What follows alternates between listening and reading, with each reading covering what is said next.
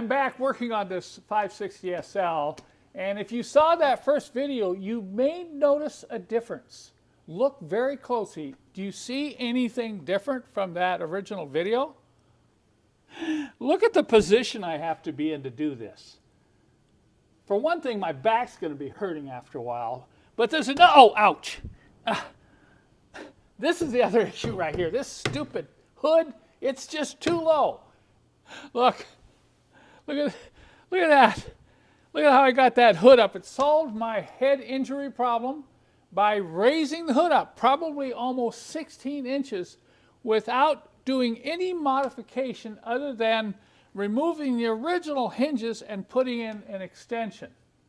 Now, not only do I have head clearance here, I've got much more light getting into the engine compartment. So here's the attach point on the hood, which connects through this hole in the factory hinge, and you can see already how much difference in height.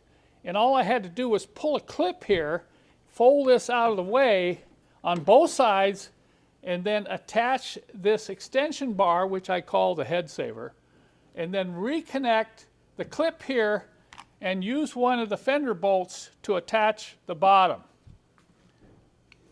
So this here single piece extension bar was our prototype, and then for the production model, which I sell on my website, I shipped this out in 2 pieces.